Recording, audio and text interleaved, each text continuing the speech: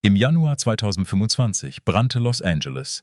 Die Feuer von Palisades und Eaton zerstörten zusammen mehr als 16.000 Bauwerke. Tausende Familien kehrten auf Grundstücke zurück, auf denen oft nur Asche und ein einzelner Schornstein geblieben waren. Nun beginnt der Wiederaufbau. Vielerorts erneut mit leichten Holzkonstruktionen in Regionen, in denen das nächste Feuer keine abstrakte Gefahr ist. Aber muss das so sein? Was wäre, wenn man Holz nicht nur vor Feuer schützen, sondern es zunächst bewusst dem Feuer aussetzen würde? Mit einer Methode, die älter ist als die Vereinigten Staaten und ursprünglich ohne chemische Holzschutzmittel auskam. 2017 geriet bei einem kalifornischen Waldbrand ein mit solchen schwarzen Brettern verkleidetes Haus direkt in die Feuerzone. Die Flammen erreichten die Fassade, doch sie entzündete sich nach Angaben des Herstellers nicht. Der Eigentümer vermutete, dass gerade das zuvor verkohlte Holz sein Haus gerettet hatte. Die Erklärung klingt widersprüchlich. Dieses Holz hatte bereits gebrannt, kontrolliert, lange bevor es an die Wand kam. Die Technik ist weder neu noch geheim. Japanische Handwerker nutzen sie seit Jahrhunderten. Warum bleibt sie im Westen trotzdem eine Nische? Die Antwort führt zu alten Städten, modernen Brandtests, übertriebenen Werbeversprechen und zu einer Industrie, die lieber Produkte verkauft, als traditionelles Handwerk zu erklären. Willkommen bei Altes Gartenwissen. Unsere Spur führt zurück in die Holzstädte des alten Japan. Während der Edo-Zeit bestanden große Teile Tokios aus Holz und Papier. Offenes Feuer gehörte zum Alltag. Die Häuser standen eng beieinander und starke Winde konnten einen kleinen Brand in eine Katastrophe verwandeln. Im Winter 1657 wütete der große Maireki-Brand 3 Tage lang. Rund 60% der Stadt Edo wurden zerstört. Schätzungen sprechen von bis zu 100.000 Todesopfern. Die Regierung verbreiterte Straßen, verlegte Tempel und schuf Flächen, um Feuer einzudämmen. Auch die Handwerker suchten nach Wegen, Holz widerstandsfähiger zu machen. In mehreren Regionen Japans arbeiteten Zimmerleute mit Sugi, einer heimischen Sicheltanne, die im Westen häufig als japanische Zeder bezeichnet wird. Eine kontrolliert verkohlte Oberfläche konnte das Holz weniger feuchtigkeitsempfindlich machen und seine Lebensdauer verlängern. Der Name dieser Technik lautet Yakisugi. Yaki bedeutet gebrannt, Sugi bezeichnet die Baumart. Traditionell wurden 3 lange Bretter zu einem hohen dreieckigen Schacht zusammengebunden. Unten entzündete man ein Feuer. Der Kamineffekt ließ die Flammen nach oben rasen und verkohlte die Innenseiten gleichmäßig. Nach wenigen Minuten wurden die Bretter getrennt und mit Wasser gelöscht. Je nach gewünschter Oberfläche blieb die tiefschwarze, schuppenartige Kohleschicht erhalten oder wurde teilweise abgebürstet. Öl war eine mögliche spätere Veredelung, aber kein zwingender Bestandteil. So entstand eine langlebige Fassade ohne moderne Holzschutzchemie. Doch ob sie auch Feuer besser widersteht, ist komplizierter, als die schwarze Oberfläche vermuten lässt. Hinter Yakisugi steckt ein physikalischer Effekt, aber kein Feuerzauber. Beim Erhitzen zersetzen sich Zellulose und Hemicellulose, dabei entstehen brennbare Gase. Zurück bleibt eine kohlenstoffreiche Oberfläche, die Wärme schlechter leitet als unverbranntes Holz. Sie kann den Temperaturanstieg verlangsamen und die darunterliegenden Fasern zeitweise abschirmen. Doch das macht ein Brett nicht unbrennbar. Ist die Kohleschicht dünn, beschädigt oder abgewittert, nimmt ihre Wirkung ab. Holzart, Feuchtigkeit, Dicke und Verarbeitung bestimmen, wie sich das Material tatsächlich verhält. Mit industriellen Fassaden und Beschichtungen verlor Yakisugi im 20. Jahrhundert an Bedeutung. In einigen japanischen Küstenregionen blieb das Handwerk jedoch erhalten. Jahrzehnte später tauchte es an einem unerwarteten Ort wieder auf. In einem Brandlabor. Nakamoto Forestry ließ verkohlte Zypressenverkleidungen nach ASTM E84 prüfen. Nach Angaben des Herstellers erreichte ein Produkt Klasse A, während gewöhnliche Zypresse häufig Klasse C erreicht. Das klingt spektakulär.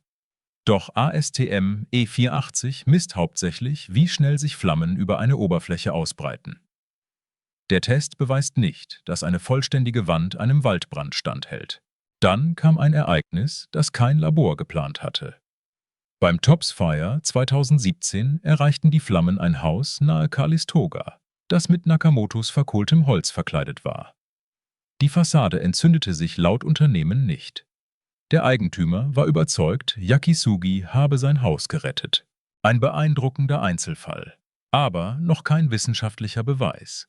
Bis hierhin klingt die Geschichte wie Werbung für schwarze Holzfassaden. Doch 2021 prüfte der US Forest Service die Technik und veröffentlichte die Ergebnisse in der Fachzeitschrift Forests.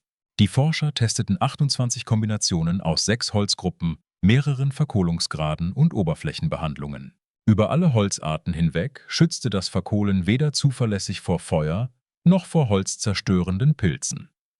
Manche Proben verbesserten sich, andere schnitten schlechter ab als unbehandeltes Vergleichsholz. Eine Holzart fiel dennoch auf: Zypresse.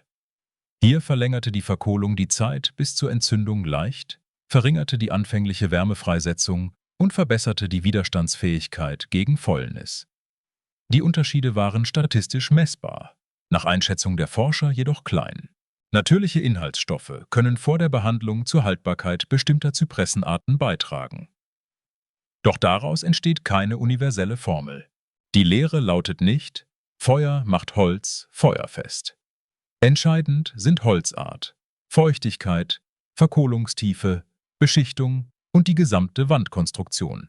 Yakisugi kann eine langlebige, chemiearme Fassadenlösung sein. Einen geprüften Brandschutzaufbau ersetzt es nicht.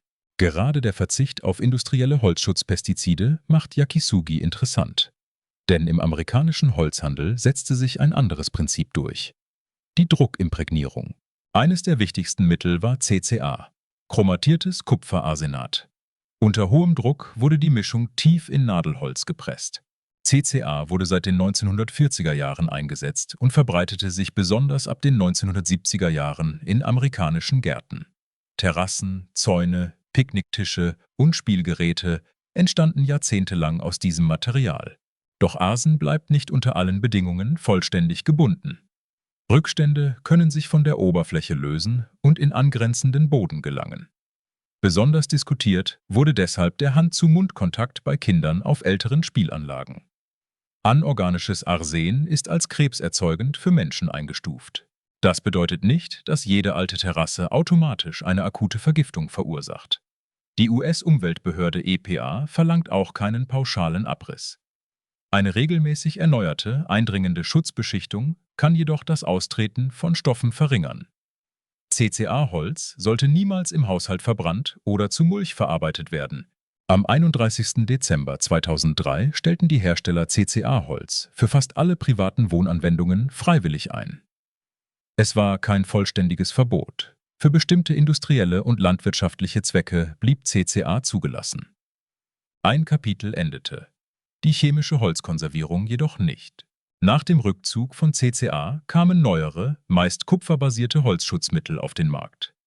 Für Eisenbahnschwellen und Strommasten wird in den USA weiterhin Creosot verwendet, ein Gemisch aus Steinkohlenteer. Es schützt wirksam vor Pilzen und Insekten. Nach Angaben der EPA bestehen jedoch Krebs- und andere Gesundheitsrisiken, vor allem für Beschäftigte in Behandlungsanlagen. Privatpersonen können das Mittel nicht frei kaufen. Yakisugi folgt einer anderen Logik. Handwerk und Materialkenntnis ersetzen einen Teil der gekauften Chemie. Eine Methode ohne ständig nachzukaufendes Produkt erhält weniger Werbeaufmerksamkeit. Nicht, weil sie verboten wäre, sondern weil sich Wissen schwerer verkaufen lässt. Wer Yakisugi ausprobieren möchte, sollte einen Unterschied kennen. Eine mit dem Propanbrenner geschwärzte Oberfläche ist meist nur dekorativ. Echtes Yakisugi benötigt gleichmäßige Hitze, traditionell im Schornstein aus 3 Brettern oder heute in einer kontrollierten Brennkammer. Verwendet wird unbehandeltes, ungestrichenes Holz. Druckimprägniertes oder lackiertes Material darf niemals abgebrannt werden, weil giftige Dämpfe und belastete Asche entstehen können. Gearbeitet wird nur im Freien auf nicht brennbarem Untergrund, mit Wasser oder Feuerlöscher in Reichweite. Örtliche Brandschutzregeln sind zu beachten. Nach dem Verkohlen wird das Brett vollständig gelöscht und getrocknet. Die Kohleschicht kann erhalten bleiben oder teilweise abgebürstet werden. Öl ist möglich, aber nicht immer erforderlich. Ölgetränkte Lappen müssen wegen Selbstentzündungsgefahr brandsicher entsorgt werden. Solche Bretter eignen sich je nach Ausführung für Fassaden, Zäune oder Gartenbauten. Ihre Lebensdauer hängt von Holzart, Verkohlungstiefe, Sonne, Regen und Pflege ab. Jahrzehnte sind möglich, aber nicht garantiert. Selbst hergestelltes Yakisugi ersetzt weder eine geprüfte Brandschutzfassade noch die Genehmigung. Denken wir an die ausgebrannten Viertel von Los Angeles. Seit Jahrzehnten verbinden wir Sicherheit mit Beschichtungen, chemischen Wirkstoffen, Prüfsiegeln und Garantien. Doch kein Produkt macht ein Haus unverwundbar. Japanische Zimmerleute beantworteten einen Teil des Problems mit 3 Brettern, einer kontrollierten Flamme und Wasser. Ihre Methode war einfach, aber nicht primitiv. Sie beruhte auf Materialkenntnis und Generationen Erfahrung. Yakisugi ist kein Wundermittel. Es ersetzt weder sichere Dächer und Fenster, noch Vegetationsmanagement oder geprüfte Wandaufbauten. Richtig hergestellt und eingesetzt kann es jedoch eine langlebige, ressourcenschonende Ergänzung von Bauweisen sein. Das Wissen war nie verschwunden. Es wartete auf den schwarzen Fassaden alter japanischer Häuser, bis wir genauer hinsahen. Wenn dir solche vergessenen Methoden gefallen, abonniere Altes Gartenwissen. Das nächste alte Geheimnis wartet bereits.